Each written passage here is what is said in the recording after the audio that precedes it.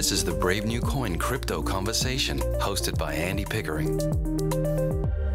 Hi everyone, Andy Pickering here. I'm your host and welcome to the Crypto Conversation, a Brave New Coin podcast where we talk to the people building the future in the Bitcoin, blockchain and cryptocurrency space.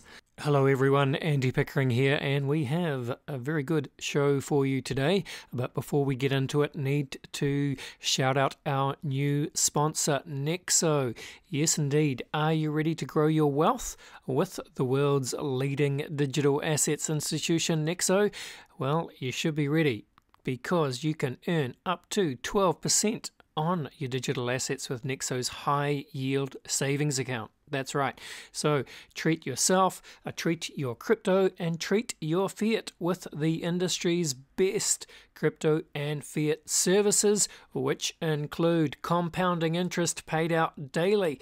There are 18 available cryptocurrencies, including Bitcoin, Ethereum, Litecoin, various stablecoins, and many more. And 3 fiat currencies are accepted, the euro, the pound, and USD. And Nexo has up to $375 million worth of insurance across all custodial assets. Top-ups and withdrawals are available at any time, and there are 0 fees for using the Nexo Earn Suite. So, are you ready to start earning? Of course you are. Simply go to nexo.io, and of course that is spelt NEXO.io. And now it's on with the show. My guest today is Sebastián Milla. Sebastián is the Chief of Special Projects at Exodus, one of the most popular crypto asset wallets across the ecosystem. Hey, welcome to the show, Sebastián. Thank you so much for having me, Andy. Really pumped to be on here. Awesome. Hey, I'm really pumped to have you on as well, Sebastián. So just to begin with, look, I'm really excited to talk all about Exodus today and learn more about where you guys are going. You've come a long way already, but let's start with you, Sebastián.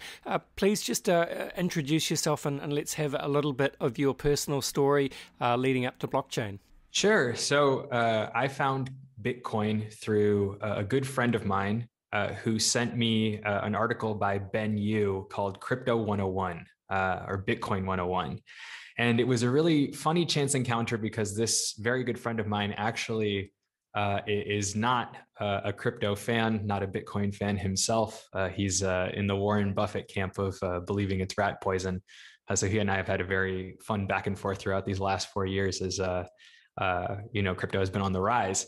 And he sent me this article and he was like, check this out. I know that you're, one of these weird people that really likes new and democratic technology. Check this out and see what you think. And I spent the next 4 days reading it, and I was mesmerized. I was mesmerized because my whole career, I had been working in nonprofits, education around potable water justice, sexual and reproductive health. I had been working with teenagers, with people in Peru, in marginalized communities. And I always felt frustrated because I felt like, although the work we were doing was important, it wasn't solving one of the fundamental problems that people have, which is they don't have access to tools to manage wealth, to accrue wealth, and then to leverage that for better businesses and a better life for their community. When I read the Bitcoin white paper, when I read Ben Yu's article, I felt like I had found the technology and the mission that I had always been searching for, which was, well, let's give people that ability, that tech that allows them to access decentralized markets, that allows them to do so without having to trust a centralized party.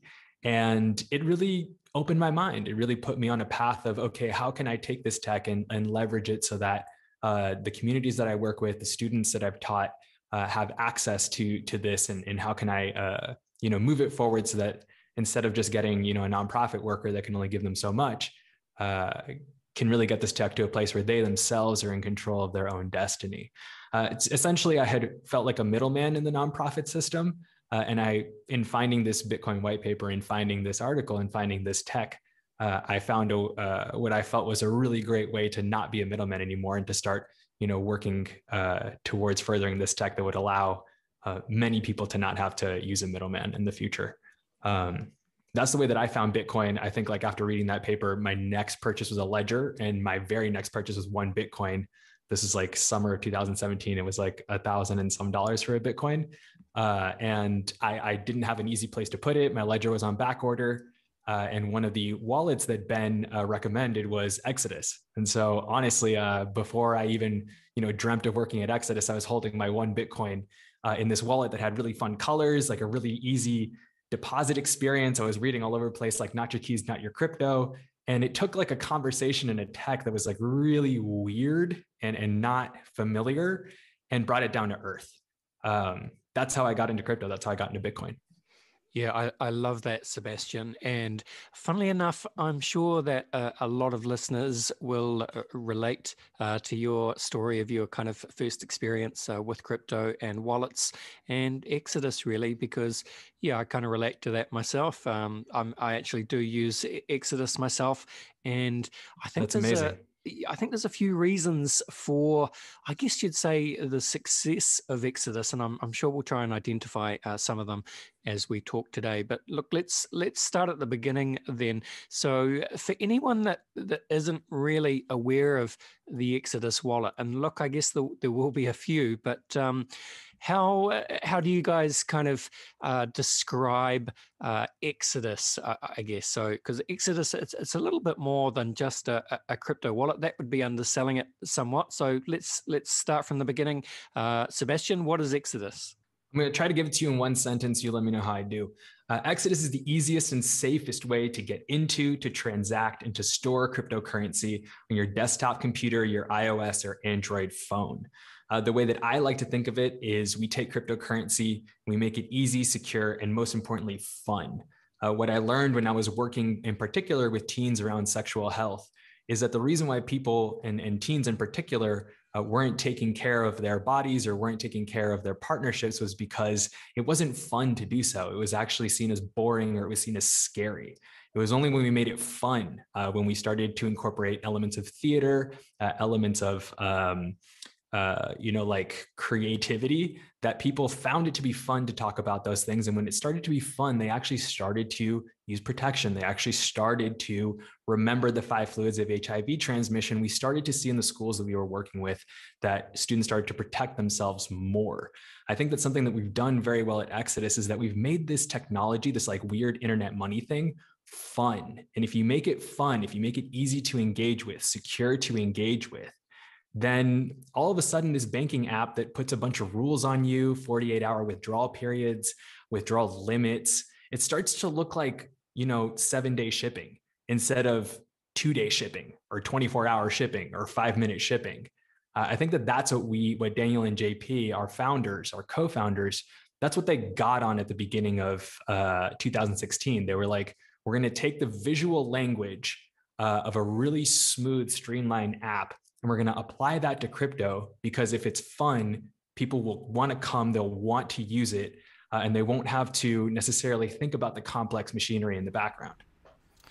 Yeah, that's exactly right, Sebastian. And I think that's one of the things that people really do identify with when we think of the Exodus wallet. So, you're kind of talking about it as being fun, and I think that's part of it, but it's really just like, for me, it's just, I guess it's kind of a cliche to say the UX, but it's so true. It's like the design and the user experience of Exodus is, I mean, particularly in the early days, was just so far ahead of any other wallet. It was almost kind of ridiculous, right? So let's talk about that. So kind of, I'd love to hear sort of some of the background to the, the design and the user experience that has gone into Exodus, and how you guys kind of got it so right when so many others have not in crypto.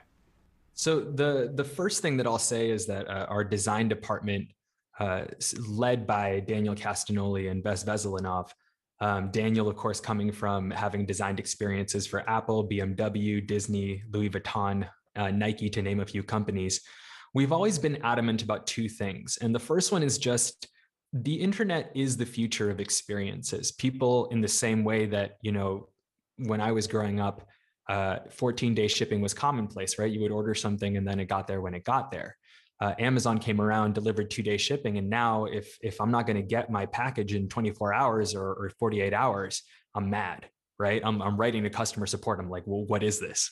Cryptocurrency is going to do the same thing for money transfers, for managing your wealth. And the way that Daniel and our design department had this vision for the future was, look, like we have to start delivering on this tech now. This tech allows you instant and limitless transfers. It allows you these really smooth experiences. And all we have to do is find the smoothest and funnest way to have that work, right? I think it's really an uncompromising vision for where this tech is going to go. While I think a lot of other experiences have really decided to settle for where the web is today. I think that something that captured my mind, for example, was, setting up our backend so that transfers are instantly seen and instantly sent, right? I've had some other platforms sending out of centralized exchanges, for example, or from other products that I've seen where you send a transaction and you're not quite sure, did it send, did it not? Or you receive a transaction, it takes you like an hour to see that Bitcoin is coming in. We've worked really hard on our infrastructure and on the experience to make sure that everything moves very fast, because this tech inherently is going to allow money to move very fast. The second thing that we focused on was our customer experience, right? Was our customer support. I actually came on board in 2018, in January of 2018, to answer customers in the email inbox, right? I came out as a customer support engineer. And what I became fascinated by was that we were hell bent at every single level of the company to be customer advocates. That meant whether you were a developer, whether you were answering tickets, whether you were the CEO, whether you were, JP, or whether you were in design, you were constantly thinking about, how does my job affect the customer? How does my job affect their experience? And what you realize when you come in the door here is that everybody from our DevOps engineers who are working on a node, right? They're thinking, how can I make that node available so that the internet of money never goes down, so that our customers never see a downtime? And if they do, how can we figure out the best way to fix it? The thing that many customers might not consider is that this tech is so new. We're still discovering its limits, its places where it could be better. And we feel like it's our mission that no matter what zig or zag, whether a blockchain stops producing blocks, whether the node goes down, whatever magic is happening backstage, so to speak, that we're the first ones to solve it, or that we're the first ones to try to make it a better experience. When I was answering tickets and learning everything that there was about blockchain at the beginning, that's something that just mesmerized me. It's not just a product, it's the people behind it, making it intentionally and providing access to us customer support people so that we can best answer those questions and best get back to customers. Yeah, fantastic. And look, I think that's I really love the background to your story, Sebastian, and that you kind of you got your start literally in customer support, and then you've kind of worked your way up through the company, and now you're chief of special projects. So I want to come back to that, your story there, in just one second. But just to finish off on the kind of the user experience stuff, right? So I guess one of the rules, or one of the goals that people have in mind when they're designing, I guess, like digital products, right, is you try and bring this idea of surprise and delight to the end user, right? You want that experience to be surprising and delightful, so they'll stick around. And one of the things that really it seems like such a small detail with Exodus, but the sound that the wallet makes when you get a deposit, or someone sends you some crypto, and that kind of deposit sound, it's just such a small little feature, but yeah, it's surprising and it's delightful. It's very funny. If I'm not sure if you had JP on yet, but when you have him on, ask him about the sound. He's got some pretty funny stories about it. It's something that tickled me when I first got my first Exodus wallet. And again, like, I think it's one of the things that separates a really great product is the second that I would send Bitcoin to my Exodus wallet, it would see it. It would see it in the mempool, and it would just credit it, right? It would be like, this is, this deposit is incoming. And there's nothing that's a bigger breath or a sigh of relief to know that you didn't just send money out into the ether, that, Exodus saw it, you get that cha-ching, and you've got money. Yeah, that is exactly right. Exactly right. You gotta love that. All right, Sebastian. So yeah, look, you mentioned that you got your start in the customer support team, and then I believe you've had a few more positions, and you're now chief of special projects. So look, just kind of run us through the different roles you've had at Exodus, and I guess this is typically what happens, particularly with technology startups, right? And if you start at the beginning when the team is small, and you do have the opportunity to move through different positions if you have the talent to do so, which is great. So love to hear kind of just a little bit about the different roles and responsibilities you've had at Exodus, and then really as chief of special projects, what does that even mean? What do you do day to day now? It's a great question, Andy. What I'll preface my answers by saying is just that cryptocurrency, when I think about it, it's magical internet money.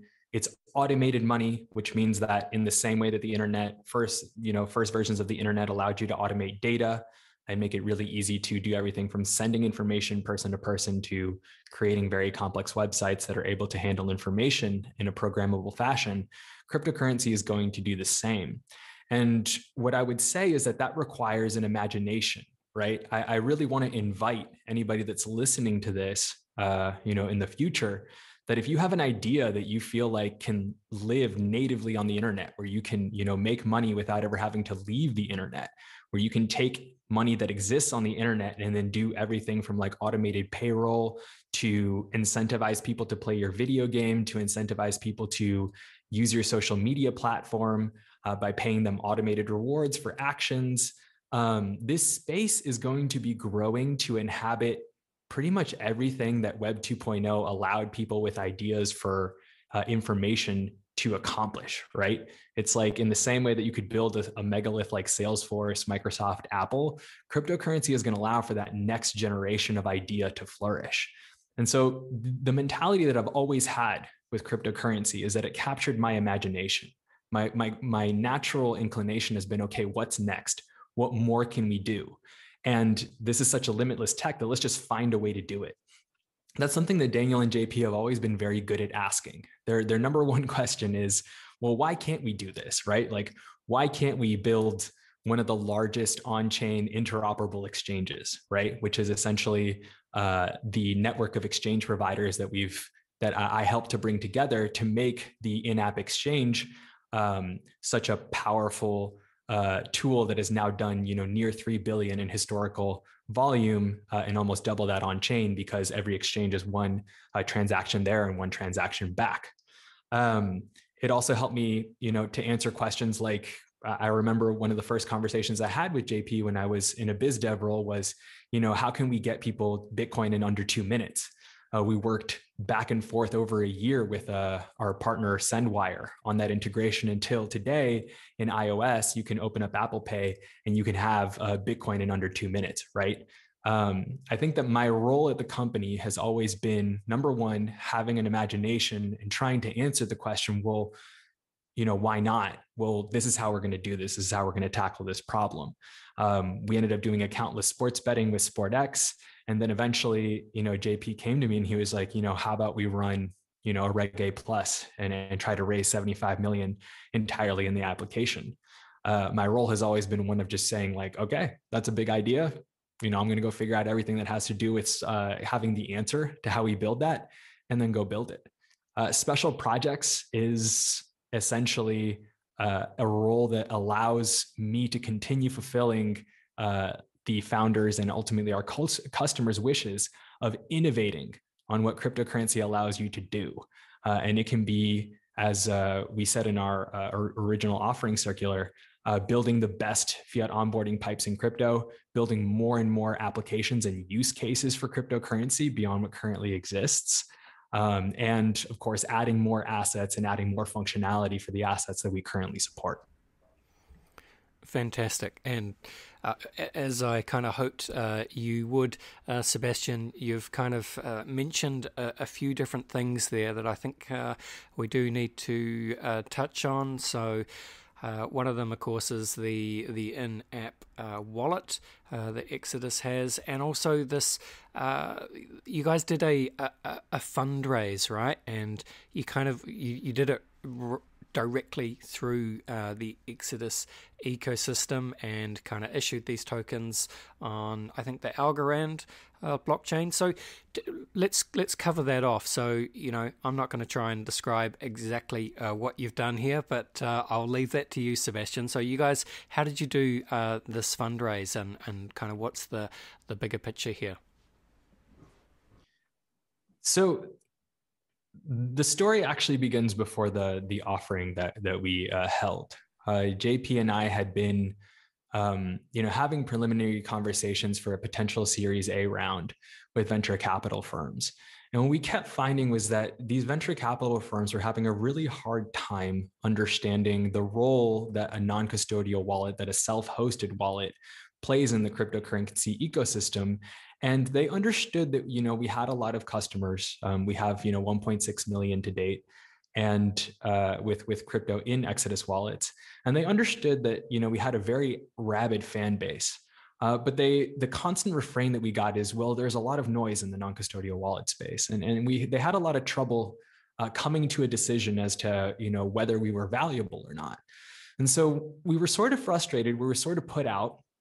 And the idea came about from JP, well, this investment vehicle that the SEC provides, the Regulation A offering that allows, what are called accredited investors, people with millions of dollars, to invest in a round alongside retail investors, everyday customers. Wouldn't it be amazing, and wouldn't it be an amazing story for crypto that this OG company gave the opportunity to own equity, to own Class A shares or Class A common stock to the people that were ride or dying with them day one, right? Our customers, our everyday users, the people with Exodus wallets.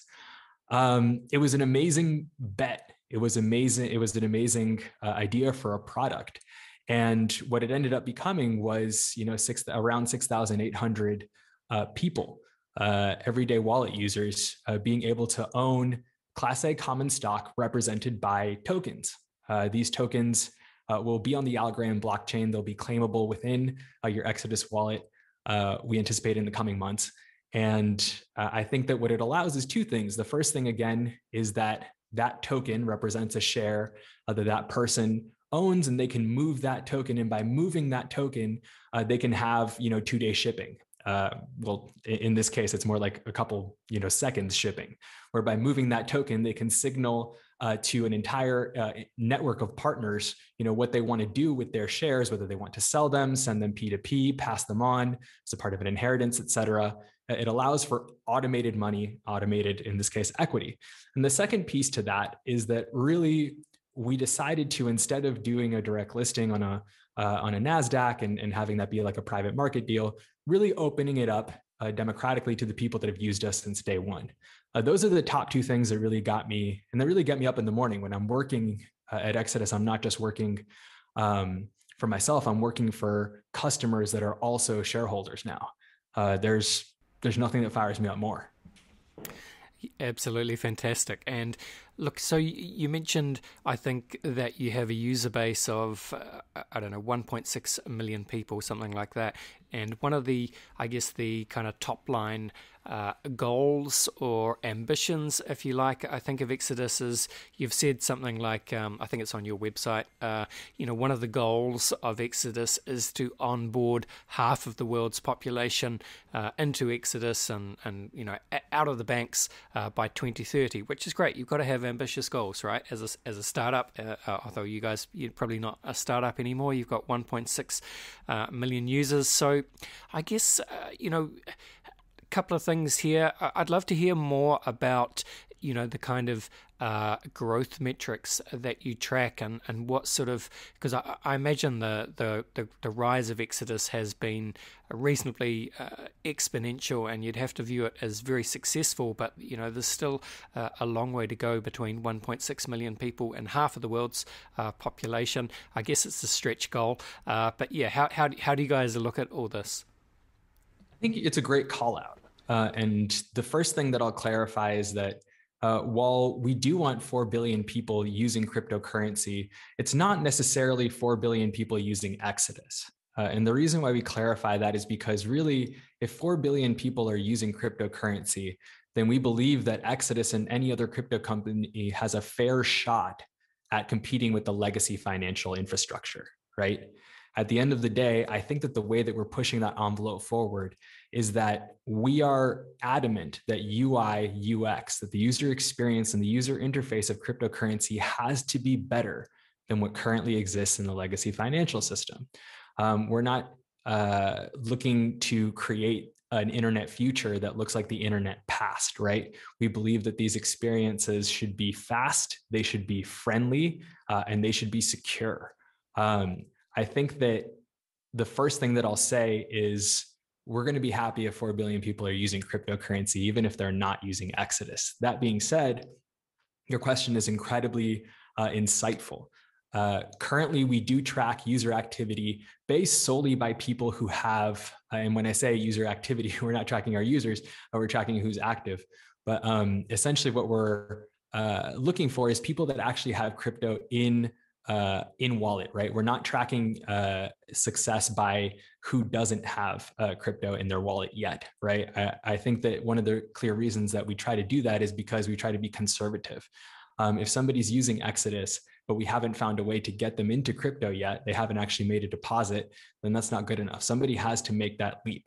And we're currently, as we had said in the circular, trying to find bigger and better pipes to get people into cryptocurrency if they haven't made the leap yet. The second piece for that is just building actual use cases, right? Trying to find the best apps, trying to find the best incentives for people to say, you know what, I'm not getting what I need out of this legacy financial system. I want to get in and get, 11% back on my money, or I want to come in and I want to have accountless sports betting, or I want to come in and I want to, get the best loyalty token possible, which is equity, and invest in a company. I think that those are the things that we're tracking right now is, not just, how are people making the leap into crypto, but, what are the products that they want to use? How can we make their life measurably better? Yeah, look, that's a great answer, Sebastian. I love that. And it kind of, so the way I can see what you guys are building, right, is, I don't know how to say this. It's kind of like, so I guess what I'm talking about is, you mentioned these apps, right? And so you guys are trying to think, what are the different use cases that our users will need to engage with the different parts of the crypto ecosystem, right? And once you identify that, you can literally create these new apps that can extend the Exodus ecosystem. So I can kind of see where you're going, and that I guess if one of the goals of Exodus is to make the user experience as simple, seamless, and delightful as possible, and you're almost kind of bridging this idea of, be your own bank and even be able to do some of what is possible in DeFi, but you can just do that in Exodus, right, with some of the staking apps that you guys are building out. So I guess, that's kind of a roundabout question, but is that sort of what you guys are trying to do? You're trying to make it easy for people to engage with things like DeFi and stake their assets, but they can do that all from within Exodus, right?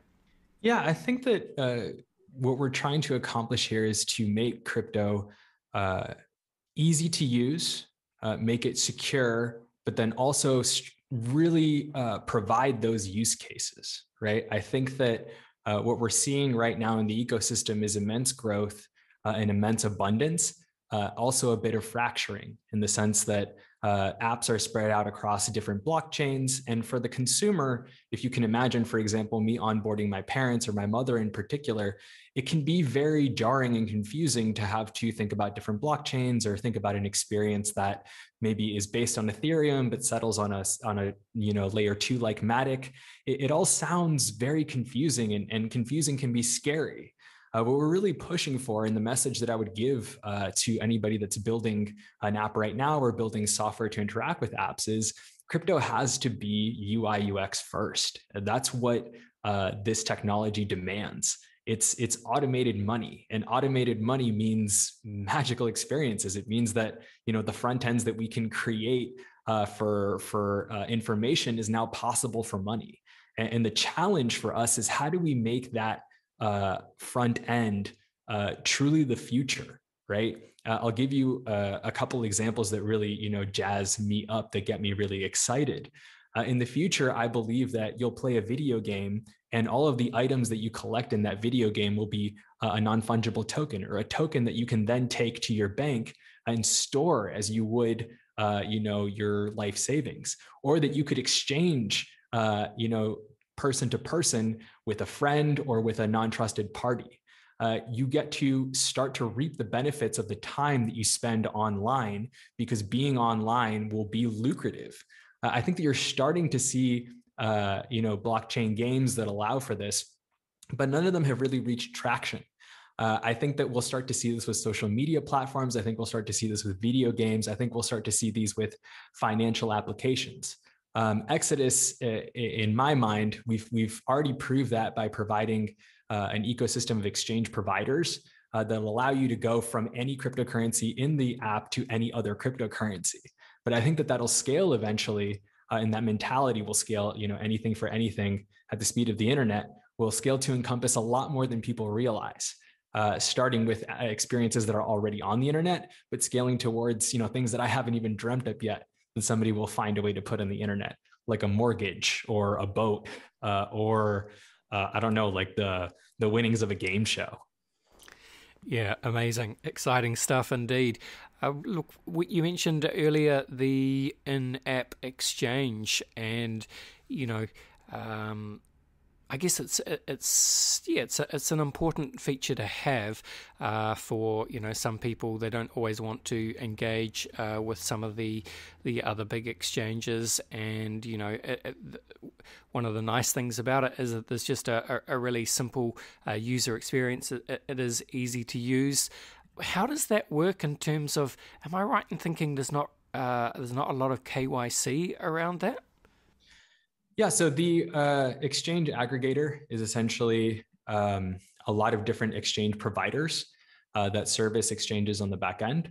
And what we've built on top of those providers that you can go, they have front ends, they have websites, you can go out and use them through the front end or by their front end on their website. But what we created is an easy button, right? Instead of having to, enter a whole bunch of addresses, enter a whole bunch of different amounts, you can just click one button and go from Bitcoin into your favorite Ethereum-based token. You can go from Cardano, Solana, Algorand, some of these very interesting high-performance blockchains seamlessly. You're right in thinking that there isn't any KYC or a lot of KYC at the moment. That's because, again, as you would use a Changelly or you would use a CoinSwitch, those providers on their front end, it's the same information as you would if you were to go through them. All that we've done is have agreements with them to be able to operate. And then we've created a very easy one-click experience to be able to use their product. Yeah, very nice. Very nice. All right. Just for my own curiosity, is there, I suppose there's probably no such thing as the average user, right, Sebastian? But, I just wonder if there's kind of any interesting data points you can pull out of your head or anything that's sort of interesting or unusual in terms of, I guess, like user behavior, right? Like, and anything you like here, like it could be like, what's the average number of different crypto assets that people have, or the average, value in dollar terms, or just anything like that. Any surprising user trends or behavior that you've seen? My gut reaction is that it's a little difficult to answer your question, particularly because we don't try to know our customers, if that makes sense. Sure. Like in the KYC sense, like I wouldn't be able to tell you, what the general user profile is of somebody using an Exodus wallet. And that's kind of a stance that we've taken for a little while now, is that we'd rather know a little bit less about our customers than maybe other companies are comfortable with. I think that more what I am heartened by and see is just that we have historically grown so much by word of mouth. And when I used to answer tickets in the box, I can't tell you how many customers would write to me and say, I heard about this from a friend or heard about this from a family member. For the longest time, we really reached popularity and rabid fan bases in this space, mainly because of people talking about us. And so I think that that's always something that fascinated me, is that cryptocurrency in general tends to engender enthusiasm and imagination amongst many different people. But we had always had sort of like a clout. I remember that I walked into a conference early in my career, and when I would tell people I was from Exodus, they were like, "Oh my gosh, like you're from Exodus? Like we've never seen y'all, but we use your product and we love it. We're kind of like your favorite rapper's favorite rapper, so to speak." And now that we have built out a stellar marketing team with amazing talent, it just makes me excited for what's next, right? They're building on this amazing base of rabid fans, and they themselves are just such a crack team that I'm just incredibly excited to put kerosene on fire and watch it burn. Fantastic. All right. Look, well, just as we start to finish off this part of the podcast, Sebastián, you kind of hinted at what could be next, right? And you've got these, let's say you've got these different rock star teams working on different parts of the business. I'd love to hear anything you can share in terms of, what the product dev guys are working on, what might be on the roadmap, what kind of use cases you see kind of bubbling up over the horizon. Anything you can share as to the roadmap? I think that the future of cryptocurrency is more people finding the way to get in. And to that note, I've been inspired recently by the team that's working on fiat onboarding, that's working on the ramp into cryptocurrency, more creative ways to buy Bitcoin. I think one of the most inspiring products that we have is the ability to get into Bitcoin in under 2 minutes using Apple Pay on iOS. We're continuing to deliver really interesting products for people to get into Bitcoin in a non-custodial fashion, which means, Bitcoin sent to your wallet within 2 minutes. And those pipes are only going to get bigger and better. So I want to see more people feeling elated and having a huge smile on their face to get Bitcoin for the first time. I remember when my mom first used the product and she was just like, I got Bitcoin. She was raving at the mouth. And I'm really excited for people to have that moment. I think that in the same way that when you first get that Amazon package in 2 days, you're like, I can't believe this. This is amazing. This came from halfway across the world and now it's at my home. I think that's the same way that people are going to feel when they get Bitcoin instantly.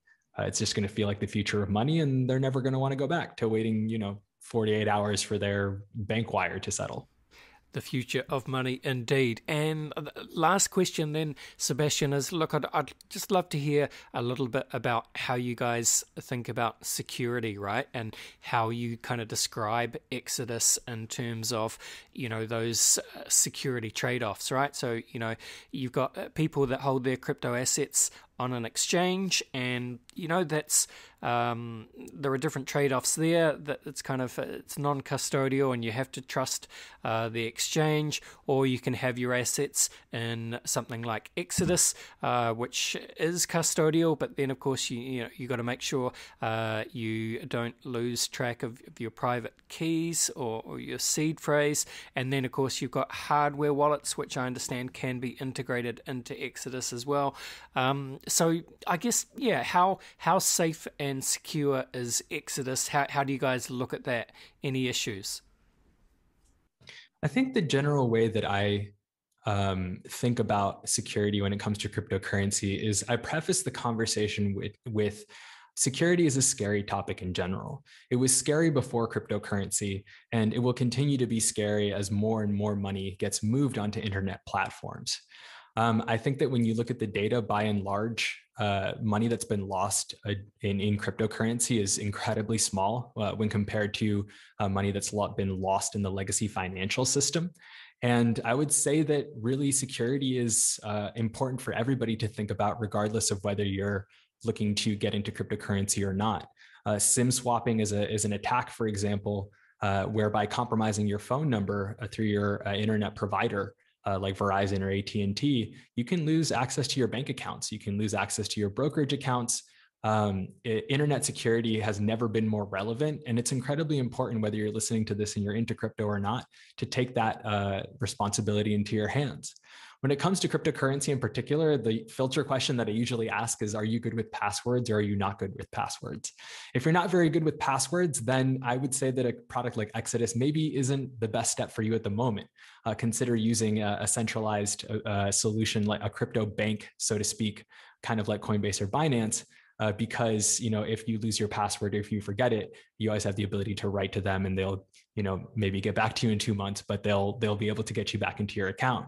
However, if you feel like getting a password manager and starting to take control of your funds and your finances, self-custodying them on a phone or a desktop where that only you have access to them, and taking that responsibility isn't too much of a challenge, then the benefit of having an Exodus wallet on your phone or desktop to hold your crypto is that it's always under your control, right? It's if somebody gets access to your SIM swaps you or whatever, your money is safe, and ultimately you're the best custodian of those funds. You'd be able to send them whenever you'd like, and I just think that it's more about where are you today in terms of your security journey, and find the products that fit best for you where you're at. Yeah, very nicely said, Sebastian. Okay, well, this has been a very useful conversation. I've enjoyed it, but let's just go to a very quick 30-second break, and then we'll come back and we'll finish off with the very famous Crypto Conversation Hot Take Round. Grow your wealth with the world's leading digital assets institution, Nexo. Earn up to 12% on your digital assets with Nexo's high-yield savings account. Treat yourself, your crypto and fiat with the industry-best crypto and fiat services, featuring compounding interest paid out daily, 18 available cryptocurrencies, Bitcoin, Ethereum, Litecoin, stablecoins, and more. 3 fiat currencies are accepted: Euro, Pounds, and USD. Up to $375 million insurance on all custodial assets, top-ups and withdrawals available at any time, and 0 fees for using Nexo Earn Suite. Start earning at nexo.io. That's nexo.io. All right, we're back, and I'm with Sebastián Milla. He is the Chief of Special Projects at the Exodus wallet. Definitely one of the more popular wallets across the cryptocurrency ecosystem. Sebastian, I like to finish each podcast with a quick round of rapid-fire crypto conversation hot takes. Are you up for it? Hit me. All right, I just want your hot takes, Sebastian. Take your best shot. Here we go. Where do you sit on the Bitcoin maximalist to multi-coin opportunist spectrum? Oh man, that's such a, I mainly, Bitcoin was my first love and it continues to be my main love. That being said, I've been very inspired by Solana lately, and I've been very inspired by both their team and their tech. So it's not that I don't flirt with other chains, I very much do.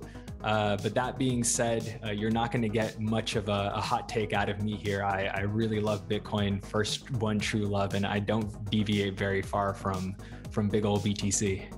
All right, I love it. I love it. Very good, Sebastian. Well, what would you say is your firmest conviction crypto opinion? I think that my hottest take at the moment is that I do believe that if you own a business and you own and you cater to customers, the future of your business is going to be on the internet. It's going to be building on cryptocurrency. So go ahead and start learning Solidity, start learning Rust, start learning C++. Get somebody on your team that knows this tech, because in 10 years, not only will your customers love you for delivering a better service and delivering a better way to, do everything from pay for things to get them goods, you'll be able to build a better experience overall, and one that's international, that's limitless, that's very fast. I'm trying to tell y'all, we're going to be building businesses on Mars. So get that internet thing. Fantastic, building businesses on Mars. Well, look, Sebastian, Bill Gates, he's not so much of a Mars guy, but he did famously say that we tend to overestimate what we can accomplish in 2 years and underestimate what we can accomplish in 10. So I'm not sure if 10 years is enough time to get to Mars, but look, anything you like here, Exodus, blockchain, crypto, Bitcoin, what does it look like in 10 years' time?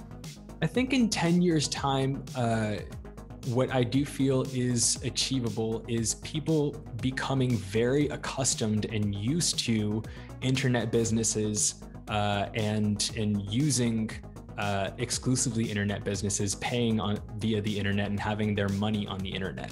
I'll say it a different way. I think people are becoming more and more accustomed to an internet reality where things on the internet have not just sort of theoretical value, but actual value, to where people get paid over the internet, to where people produce objects and goods that are valuable on the internet. That's a very foreign concept to many people right now. But for those of us that grew up playing video games, that grew up on Neopets, that grew up interacting with entertainment that was mainly on the internet, it comes naturally to us. I think that that's only going to increase in the future. I've always said that if you believe that we're going to be doing more on the internet, if you believe that we're going to be paying for more on the internet, then cryptocurrency is just a natural next step for you, and there's no reason for you to not get into it. For the people that think that we're going to be doing less on the internet in 10 years, I just think that you're fundamentally wrong. I think that you're fundamentally misreading the situation. And I'll see you when you're, paying $50,000 for an internet shoe because you're going to be doing it. Yes, hard to argue with that, Sebastian. Well, look on a similar note, sci-fi author William Gibson said that the future is already here, it's just not evenly distributed. Can you think of an example, Sebastian, of the future being here right now, but most people just aren't really aware of it? So I live in Peru. I'm Peruvian. My parents born and raised in Lima. I was born and raised in the United States, but every time I came home to Español, I came home to yuca frita, I came home to being Peruvian. The people down here they don't have as much access and ability to, use a Venmo-like app, for example. Venmo or pay-to-payment apps in the United States are commonplace, right? That's something we don't even think about. But down here in Peru, there's no clear competitor. The closest one is an app called Yape that only allows you to send like $100 a day before shutting down your account. You can only send or receive like $100 a day. And so I think that this technology, and I've felt this way for a long time, is going to be most useful in Latin America and Africa. It's going to be places outside the US. And why is that? Well, because the infrastructure down here is not great. And, like with El Salvador, I believe Peru is like a 60% informal economy. El Salvador is like 70%. I believe very strongly that we need access to the fundamental building blocks of crypto, which is, money and the internet, before people can find a way to incorporate this into their daily lives. I pay people that I work with in Bitcoin down here, and when they realize what it's capable of, it's like, you've fundamentally changed their life. But you need to teach people how to use the internet. You need to teach them how to use money. And without those basic building blocks, it's going to be very tough for them to adopt something that doesn't necessarily make sense to them. Yes, indeed. Okay, well, time to zoom out, time to get a little bit weird. Sebastian, what do you see as the long-term future for the human race? Do you see dystopia or utopia? I think that fundamentally, there's a very great two-part Wait But Why series on immortality. Yes. And what he frames very well in those articles is that essentially all species are either on this sort of like razor's edge in between living forever and becoming extinct, and that when you look at the statistics, most things go extinct.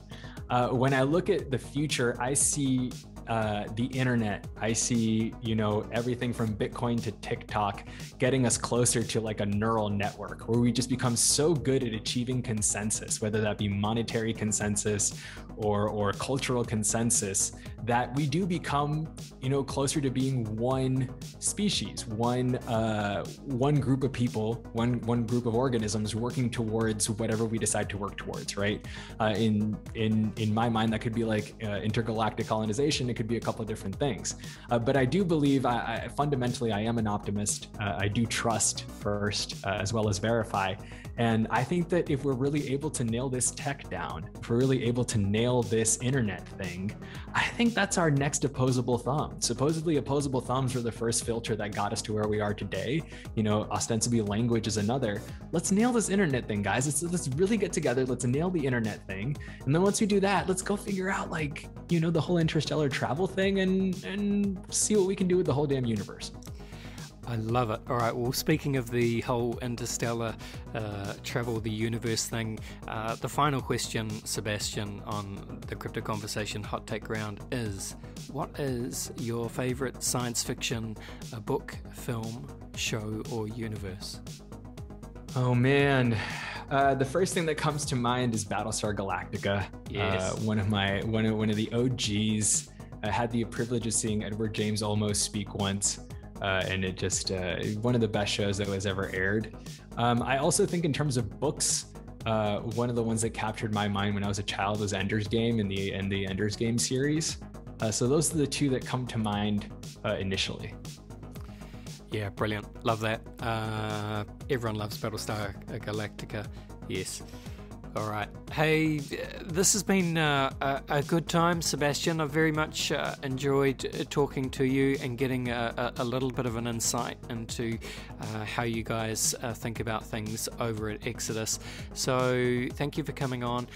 Not too much else from me to say except to hand the microphone back to you and say, tell the listeners where they can go to follow you on your various platforms, and if they're not already using Exodus, where they should go and what they should do to change that.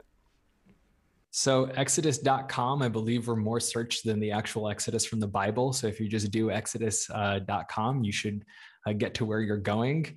If you like me, I personally am not on many social medias yet. The reason being that I'm waiting for social media to pay me for my time, which will, I believe, come very soon, as you'll see many different projects start to build social media platforms on cryptocurrency chains. But the place to go to see us is exodus.com. That's where you'll be able to get the application, the software application on your desktop computer for Mac, Windows, and Linux, or for iOS and Android if you prefer to manage your money on your phone. Awesome. Thank you very much, Sebastian. All the best, and bye for now. Andy, take care of yourself out there, and I'll see you later, Space Cowboy. All right, there you go. There was Sebastián Milla from Exodus. And look, I did mention that I use Exodus. I like it. It's a good wallet. Simple as that. All right. Thank you very much for listening.